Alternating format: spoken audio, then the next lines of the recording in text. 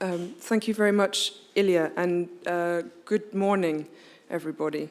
I'm going to flick through to the right place. So, thank you all very much for being here today, for taking time out to travel to The Hague, or if you live more locally, for dedicating an entire day to the topics of this conference. I will very briefly try to introduce the themes of the conference and why we chose this. But first I'd like to start with a small confession. The idea for this conference actually began in January 2013 when I was in the fourth year of my PhD at the European University Institute.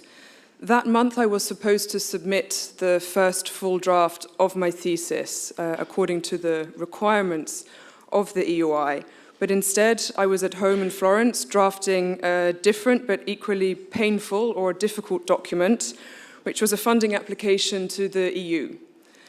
This application, however, in this process I wasn't alone. I was joined with Olympia in Nottingham, with Ilya in Oslo, with Alexandra also in Oslo, and many other of our partners around the world who were providing input and feedback and guidance in terms of what shape this application could take.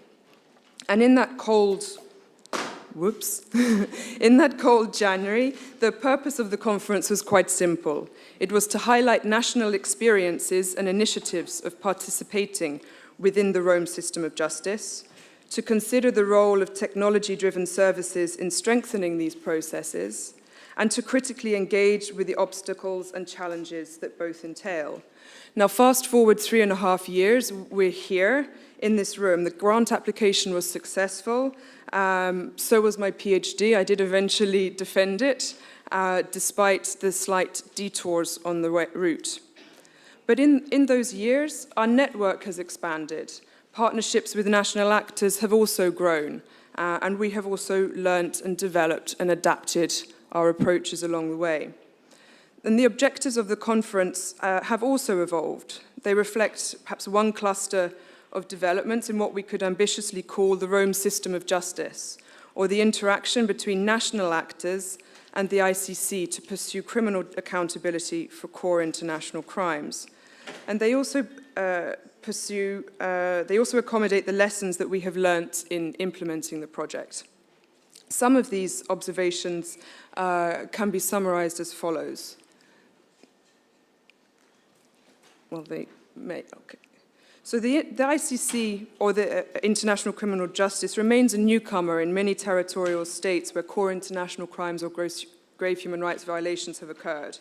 It hasn't penetrated particularly deep into the work processes or understandings of many national systems.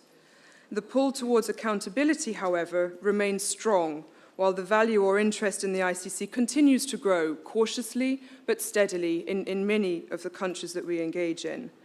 Now, on the other side, here in The Hague, the OTP policy and practice, as well as the court's or the Chamber's own practice, has reinforced the need for stronger, dynamic information providers, as well as national criminal justice bodies who are well-versed and open to international criminal justice as part of their accountability options.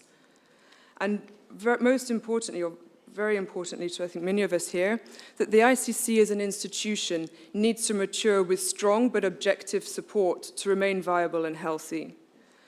Now, the topic of the conference, or the subtitle of the conference, is Laws, Procedures and Practices in an Age of Legal Pluralism. Now, this is intended to frame the developments that we have observed in strengthening national justice for core international crimes or gross human rights violations, as well as the flexibility of the tools to support these advances. While pluralism is a relative newcomer in international criminal law discourse, it has a long heritage in legal anthropology and sociology, where in the 1980s it was described as that state of affairs for any social field in which behavior pursuant to more than one legal order occurs. Now, more recently, Elise van Sliedrecht and Sergei Vassiliev have sought to explore the institutions and practices of international criminal justice as an extension or continuation of legal pluralism. And I think it is within this ambit of the work that they have explored that I think the CMN's ICJ Toolkits project sits quite comfortably. I'll skip reading the text. It will be available afterwards, as I see we're also running a little bit behind. And I would just perhaps say that the pluralism of laws, of society and culture, as well as legal procedures and practices, is both a neat theory or solution to equitable accountability for conflicts, division and atrocity, but it's also a mechanism to prevent or dilute it. And I think personally that this is ever more important in the current political climate of populism and isolationism that we observe in some states parties of the ICC.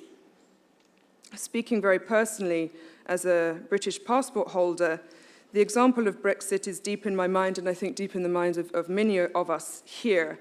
And a reminder, I think, to those of us who live or work in more comfortable, pluralist, cosmopolitan cities of the world, that we should not take the diversity, accountability, or participation that these institutions offer for granted.